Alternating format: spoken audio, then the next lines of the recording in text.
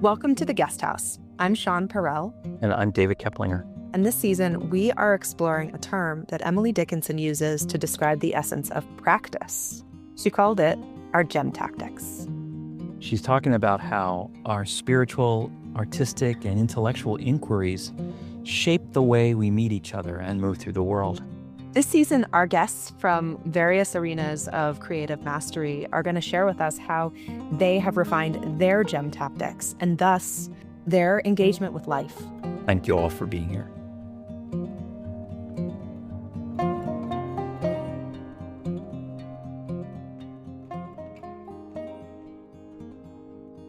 Hey friends, Shawn here with an invitation to join me next September 20th to the 26th, 2026 for a contemplative yoga and meditation retreat along the breathtaking coast of County Cork, Ireland. Our setting will be Ballymaloe House, which is a world-class cooking school and country manor, and every day we will find rhythms of deep practice and nourishment and rest and rejuvenation. I hope you will join me there. All the details are at shawnparell.com/Ireland.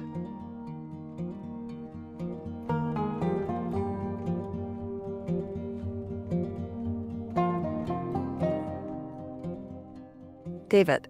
Yes. Keplinger, my dear friend, poet, translator, teacher, both of poetry and of mindfulness meditation, soon to be off on a grand adventure in Rome that we want to hear about too. I invited you to be that first interview in the last season, which is connected to like this moment where we find ourselves together in Santa Fe, New Mexico, for a few reasons. Most importantly is because you are a friend that I turn to for your acuity and your wisdom, and also the beautiful depth of your beginner's mind, your willingness to kind of look at the world with me in friendship and bewilderment sometimes. Mm-hmm. And so for this season, where I hope to just sort of begin is this point of welcoming you, not only like welcome you into the guest house, but actually as an innkeeper with me. Behind the desk. Behind the desk. Yeah, with the bell and everything. And I'm so grateful. I'm so grateful to have you here. And I'm so looking forward to where this journey takes us. Me too. On the other side of things, you are such a tender support and influence in my life. And you have been for now 15 years. We've taught together in various ways here in Santa Fe and at Kripalu. And you have taught me gently along the way, not just the question you ask, what are we doing here? Which is the subject of this whole pursuit, but also how do we do here? If we can't know what we're doing here, then the how we're doing here becomes the most vital question of our lives. How do we respond to what's thrown at us, as you say, at a more rapid and more frantic rate, and still hold that poise and what Rilke called repose, to be able to receive and to let go in this noble way that we're all just barely hanging on to by our fingertips. So what you're doing is an important joining place between the contemplative life, which steps back and lets go, and the active life, which steps forward and holds on and engages. And you're right there on the seam of it.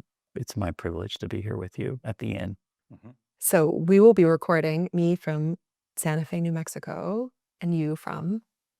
And me from the American Academy in Rome, which is on the Janiculum Hill in Trastevere, first populated by Cleopatra and her armies because they weren't allowed to go into Rome proper as outsiders. So the whole town of Trastevere, just over the Tiber, is called across the Tiber, Trastevere. And at the top of this hill, there was a villa that Caesar had, which she lived in. And now it is full of academies from the United States and also other countries, which gather scholars together to do research and to collaborate within and between their disciplines. And so I'm going to be at the American Academy with art historians and medieval scholars, ancient studies scholars, visual artists, architects, and composers. And hopefully I'll do at least some collaborating with someone in that group and finishing a book of poems of my own. Beautiful. Yeah. And I'll be speaking from there. I know, with all of that infusion in our conversation. It's exciting. It's so exciting. Yeah. Well, so we decided for this season, I mean, it's actually been really beautiful how this series of conversations that we've been having as we've been kind of feeling into the dough of this thing has led us to this poem by Rilke from the Book of Hours. The Land They Call Life. This poem has been translated widely, and it's probably landed in its most known version via Anita Barrows and Joanna Macy, because it was used in their famous On Being interview with Krista Tippett. And when I went back and looked at the original version and looked at the literalness of this version, and I guess I should tell everyone that along with being a poet and teaching poetry, I also teach a graduate course on literary translation. And I have taught this course 20 times over the last 18 years. Every time I teach it, I learn something new about this process. But what Mark Strand says is that there is no closer reading than a translation. So if you really want to step into a poem, a great way to do it is to try to translate it. It's also good to remember that any translation that you're reading is a version of the original.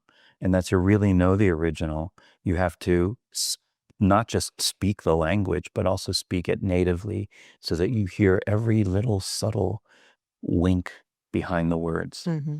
And I do not speak German natively or otherwise, but I've worked with a German poet named Jan Wagner for the last 16 years, and we've produced 2 books together. And so the process that I engaged in to translate this is exactly the same one that I would use to translate one of Jan's poems. So this poem has 2 features that I think are significant. One is that the lines are not consistent. There isn't a line length that measures the poem, as in a formal poem where you would have 5 beats per line, or you would have some kind of a strict marker at the end of the line to make the poem look like we recognize poems to be little blocks or little rectangles. This is in that sense completely free, but it's not quite free verse because Rilke has rhymed the lines, yet the rhymed lines are inconsistent. Sometimes they're like A, B, B, and sometimes they're not. So there's a freedom in this poem that comes out via the things that are containing it. We look at the loose way that he's containing it, and we realize that this poem is an expression of being bound by something lightly, but also mostly free, like the soul in the poem. Because what's happening in this poem, which I'll read in a second, is that God is walking beside us, but only giving us instructions on how to live before we actually exist, before we actually enter the world, and then walks with us silently and offers no advice other than accompaniment, other than the presence that our whole lives are going to be about filling. So here's the poem as I translated it. And the rhymes are very loose, so you can barely hear them, but they're there. God only speaks to us before we exist, then walks quietly beside us. But the words, the cloudy words we hear before we begin our lives are sent forward into the world by your senses. Go to the edge of all your desire to make sense. Be the clothing that gives me form. Standing behind the world of things, make yourself a flame so that the shadow widens, always including me completely. Let everything happen to you, terror and beauty. You're only required to go forward. No feeling is unnatural. Don't let yourself be separated from me. We have almost arrived in the land they call life. This you will perceive by how serious it will feel. Give me your hand. Mm. There were a few discoveries in my going through this, and one is this wonderful line, no feeling is unnatural, which is a little bit more faithful to the German original than we hear in other versions of the poem. And it reminds me so much of a line from Marcus Aurelius. In fact, this is a very Stoic poem. Mm. And in Aurelius's Meditations, he says something like, nothing can happen to me that is outside of nature. No matter what we can imagine, no matter how horrible, no matter how terrifying, nothing can happen to me that is outside of the laws of nature. And this is how the emperor comforts himself. And it's also how Rilke, in a later poem from the Book of Images, a poem called The Idiot's Song, it's also how the idiot comforts himself. He says, no harm can come of any of this. Of course, there's blood. Blood is the hardest stone. Sometimes I think I can't go on. How good. That's what the stranger on the side of the road is saying, as well as the Roman emperor, the most powerful person on earth. So no feeling is unnatural. For Rilke, I think, is a key awareness in walking this walk of life, this land called life. The other thing that I liked about the poem in its original form is the seriousness of life. This you will perceive by how serious it will feel. We walk into the world led by our senses, and we have this impression that life is very heavy and very serious. But this life of the senses is not who we are. This is an experience that the soul is having. And God, before we're created and before we enter the world, says to us in this poem, it's going to feel really serious. Mm-hmm. It's going to feel really, really heavy. Mm-hmm. But I want you to be aware, A, that I'm walking beside you, even if I say nothing and offer no physical help. And B, it's not as completely devastating as it will feel. That there's much, much more.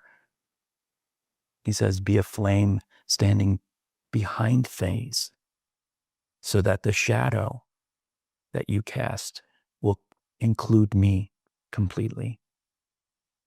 So that I'm always within the scope of your experience. I love all of that. I love it. I love it. This poem to me is like, there's such a quality of, there is a stoicism, right? And there's a seriousness to it. You know, there's a sobriety, right? Like a sense of, this is our mandate. like sent forward into the world by your senses. Go to the edge of all your desire to make sense. That's our mandate. Here we are to learn and grow. Have the full experience. Given this opportunity, this gift of incarnation, where the nature of life, no feeling is unnatural, the very nature of life is to feel. And also this graceful counsel of, always including me completely, give me your hand, right? And this way of, it's almost like a disclaimer on life, like what you will perceive will be serious. Mm-hmm. We don't come in with an agreement with God that that life will be easy, Mm-hmm. or that we won't be subject to the full spectrum of natural feeling, Mm-hmm. to that which is beyond our control or influence. Right. So back to what you were saying at the beginning of, like, the question is then the how. Mm-hmm. How do we meet this mandate? What do we call on? What resources do we call on? What is that invisible accompanying figure for each of us? You could call it physics. Physics is saying nothing can happen to me that is beyond the laws of nature. Or you could call it God, or you could call it Krishna, or you could call it any number of names. But this poem, as a book of hours, as a prayer within a book of hours, is based on the tradition of the canonical hours that monks would say at different times of the day. So there is a real contemplative quality to the voice. And we think that contemplation has nothing to do with action. But this poem is the perfect example of how contemplation and action are really underneath the dualities coming from the same space, which is go into the world, engage with all of it, have all the experiences that you're able to the edge of what you're able to do, and be as courageous as you can be. Just don't identify with any of the outcome, any of the sorrow that you experience, any of the beauty and the terror. That this is all part of the creation behind which you stand in your reality as the real thing. So the creation is a show, and we can engage with the show without identifying with it. I think on a really practical level, I mean, I'm a therapist, right? And so many of the clients that I have the privilege to sit with, are working with some iteration of a common question, which is, how can I stay open to the world and not be consumed by or numbed out by the overwhelm of, being alive, engaging? Like, how do we hold that balance? And so this notion of, like, let everything happen to you, terror and beauty, it's radical. And there is a courageous heart at the center of it. I also think there's a body of practices that we each sort of have to creatively identify within ourselves. Cultivate. Yeah, cultivate within ourselves. Yeah, our meditations, our prayers, our daily walks, our mindfulness spells are all the ways that we hold on.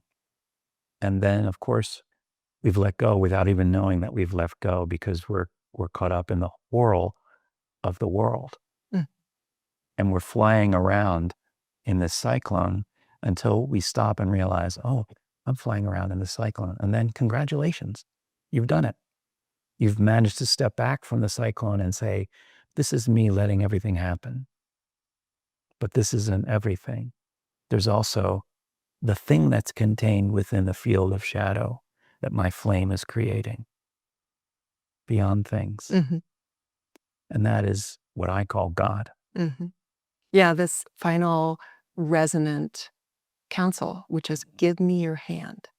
It's like, what is the mooring in the world? What is leading me into this passage, right? And I do think, I mean, Rilke uses the word God, and we can, it's like a fill-in word for what experience of essentiality, of unity, of source connection, of belonging, right? That may resonate for different words land in different ways for each of us. But I do think that part of the message here is like we don't go it alone. Mm-hmm.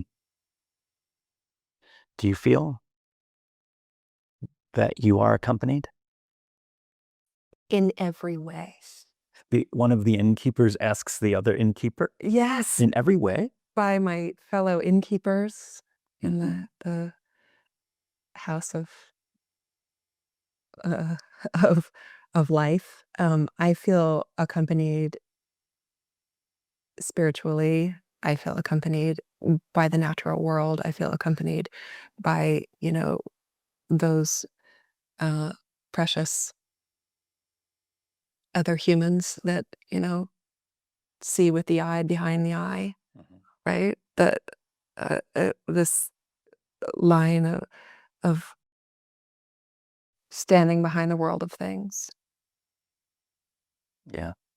All that stands behind the world of things and expresses through the world of things, that is part of the benevolent nature of this universe. To me, I went through a time in my life, and I remember having like a moment of despair and bursting into tears with like sobbing with a dear friend. And this friend turned to me and said, do you feel supported? And I said, I look around at my life and I don't I don't I don't feel the support. I mean, that was the narrative of despair, is I feel alone, lonely. And he said, from your very first breath and before, like your whole incarnation is so profoundly supported. Each of us is so profoundly supported by just the occasion to be here, right? In this, clothing that gives form. And then all of the ways that our bodies are sustained, that our hearts are sustained, that our minds are sustained. This is a precious gift. Most precious gift. There are so many ways that we can be accompanied, is what I hear from what you're telling me. That we can be accompanied by poetry. Mm-hmm. To think that Rilke, who was, I don't know, 28 or so when he wrote this, would have the wherewithal to gather so much wisdom into one poem, but also the confidence in himself to speak from God's point of view. I mean, in the poem, and to pull it off. the audacity. But to pull it off, to actually do it in a way that doesn't become the first thing that we question when we read the poem. We take for granted that there is an authority here that has been given permission to speak for God. He's translating God into words, which is much harder than me translating Rilke's God into English. His German becoming my language is a much shorter distance, like the distance from 1 to 2, than the distance that he's translating from, which is 0 to 1. And yet he pulls it off, 28 years old.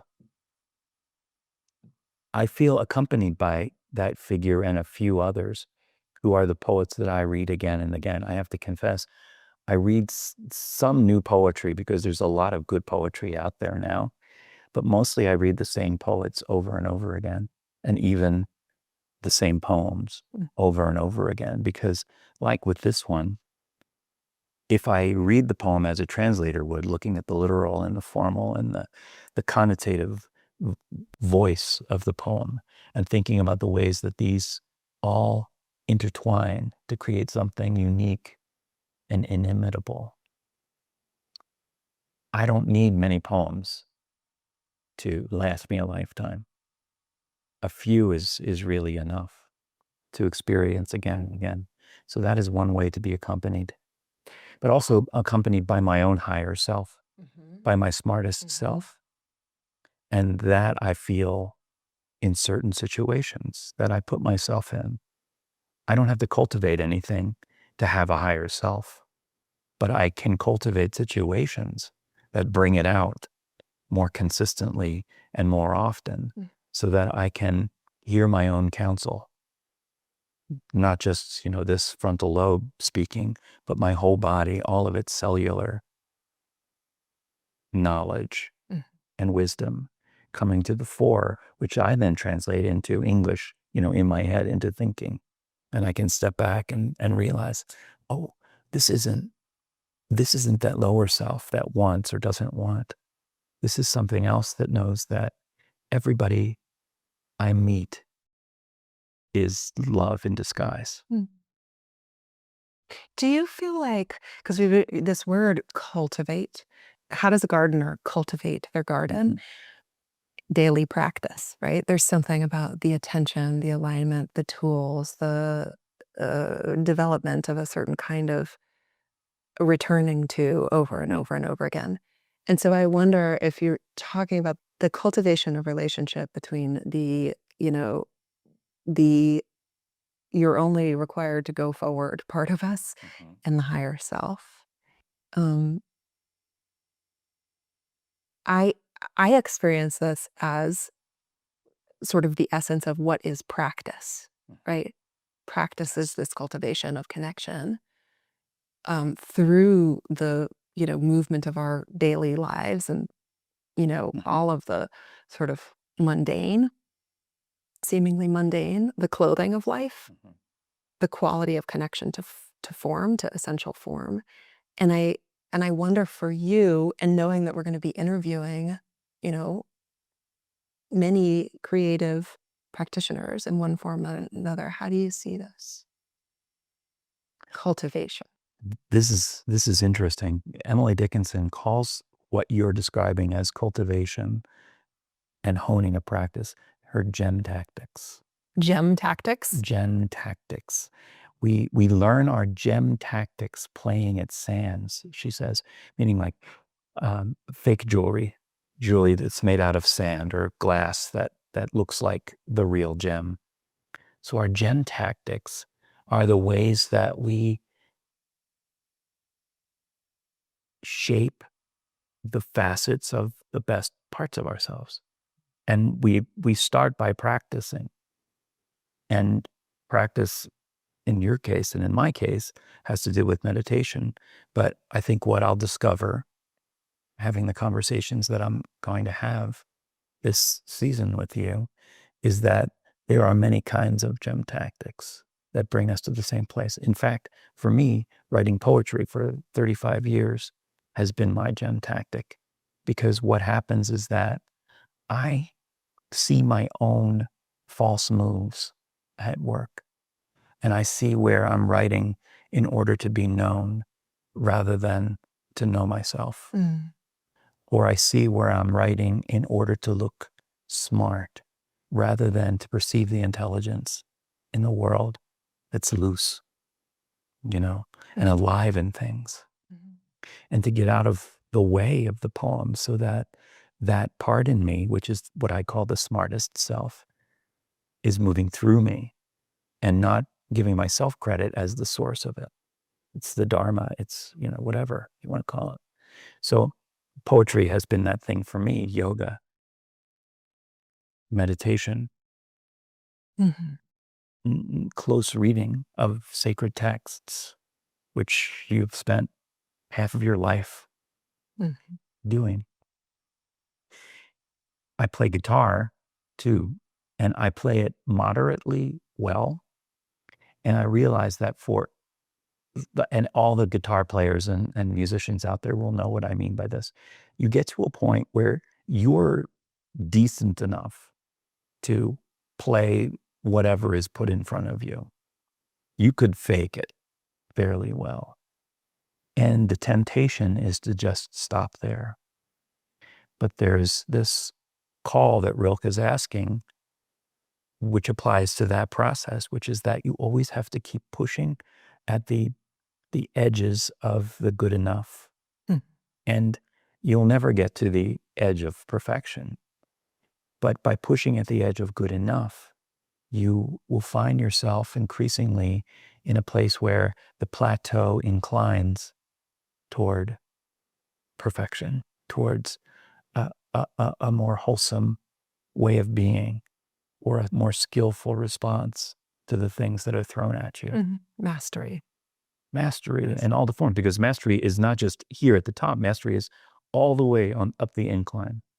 What's so interesting to me is this connection between mastery and mystery. Because this line in the poem, go to the edge of all your desire to make sense. It's almost like when we've exhausted all of our sense making, then we also stand at the edge of the vaster mystery of which we too are a part. It's like, master of what? At a certain point, each of us has to go. Like to laugh and say, I love that line. Yeah, exactly. Marvel at you're in it, but you're not in it. You're in it, but not of it. You're engaging with it, but you're not identifying with it, because you're able to say, what do I know? Like Mary Oliver's wonderful book, What Do I Know? I love this too, because that's what a scientist does. To go to the edge of all your desire to make sense is to say, as a scientist does, I'm here in this place where I think I have the best possible conclusion about what the truth is. But tomorrow something might come up that changes my mind. So in a way, it's all about being able to shift as the information is given to you, and to open to something new if it presents itself. In the way, this like kind of as we know more, right? Like as you get to that place of like anything that's put in front of me, I can sort of work with here on some level. But I think the true joy of practice, which is essentially what we point to when we say beginner's mind, but the true joy of practice is actually as we know more, we know less. We know that we know less, and that to actually be in a place of spiritual rejoice. That, oh, I see, like the cloudy words, it's still Cloud is great. and yet something is clarifying. And yet something is clarifying. The cloudy words we hear before we begin our lives are. So here's a question for you, David. We kind of, we are feeling our way into this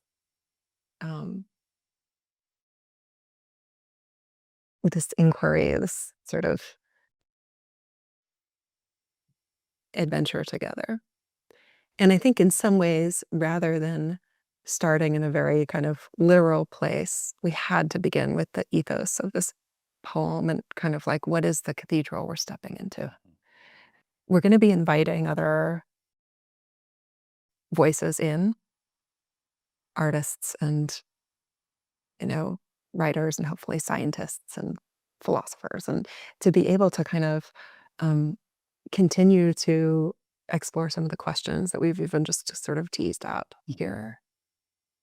And to really study these questions through the threads of others' lives. Right? What do you see, just kind of having, distilling from this conversation as our starting point?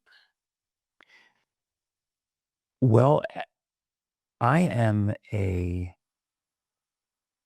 firm believer that the best classes I have taught have begun with a loose sense of where we're going. And that you use the word ethos, which is a word synonymous with credibility.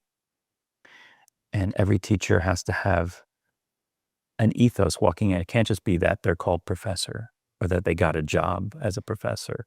Although, unfortunately, a lot of teachers rely on that alone as their ethos. Like credentialing. Yeah, exactly. They have to have more than that, which comes in the package of who they are.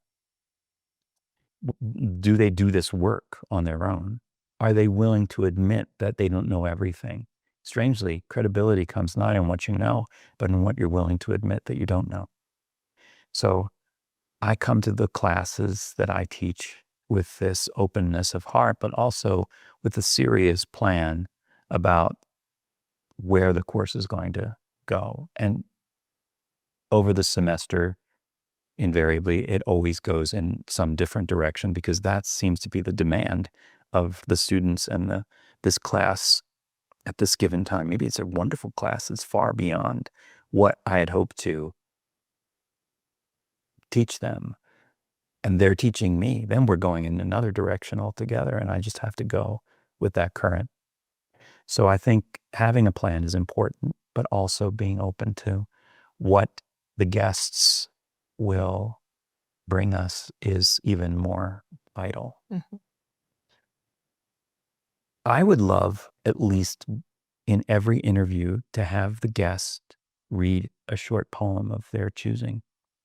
And I was thinking about this because we talked about this already, but I was thinking that it would be interesting to have that happen in the middle of the interview, so that we could ask some questions about why they were called to do this work and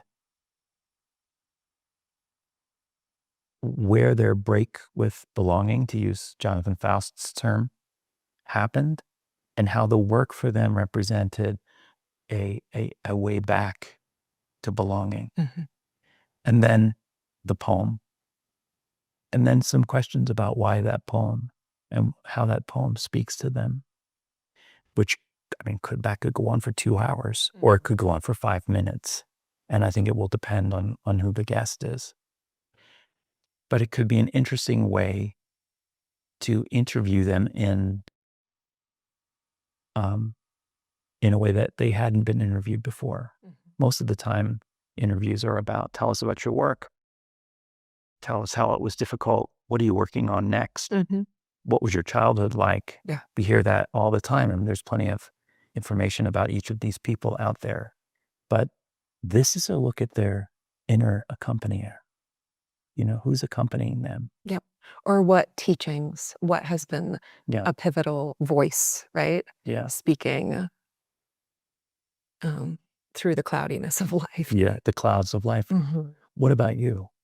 I'm so 'Cause you've had a whole year of doing. I'm so excited about bringing this quality of form to the conversations and your perspective. And I feel like it's just truly a kind of honor to have the conversations that are not that are attended by a sense of immediacy and a sense of creative emergence, like what wants to happen. Like you were saying, the best are like loose, because what wants to happen presently through the alchemy of the conversation in that moment in time, in the context of whatever layers, many layers, are informing what can come together and what can emerge. There's a quality of like immediacy and creative discovery that I really look forward to just holding space with you for. And I know that for myself, like, you know, there are a lot of podcasts out there and a lot of people who like we may interview who have been interviewed in many other, you know, contexts. And what I hope for is actually that these conversations can feel like a meditative experience for our listeners, that they can feel brought into some place within themselves, like some somatic resonance that is More than information. Absolutely. Yeah. That is empathic. I mean, there is a quality of like, we want to, sort of go under the hood with people whose work we admire. But more like what can happen sort of in this field of the psyche and the soma together. Again, it's like, give me your hand. I'm excited. I'm excited. So excited. So read the poem one more time. So this is the Book of Hours, Part 1, Title 59, translated by David Keplinger. God only speaks to us before we exist, then walks quietly beside us.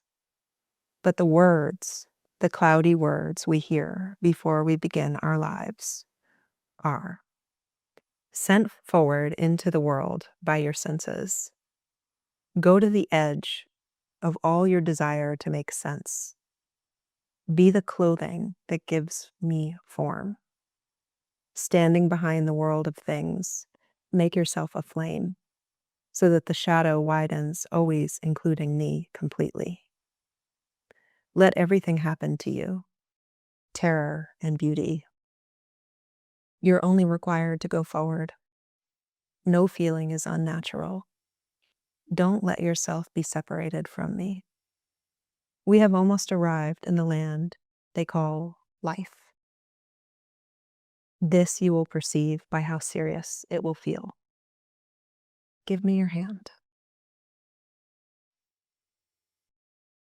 Thank you for this beautiful translation. Thank you for this chance to spend time talking with you and with all the people that we'll talk with. Yeah.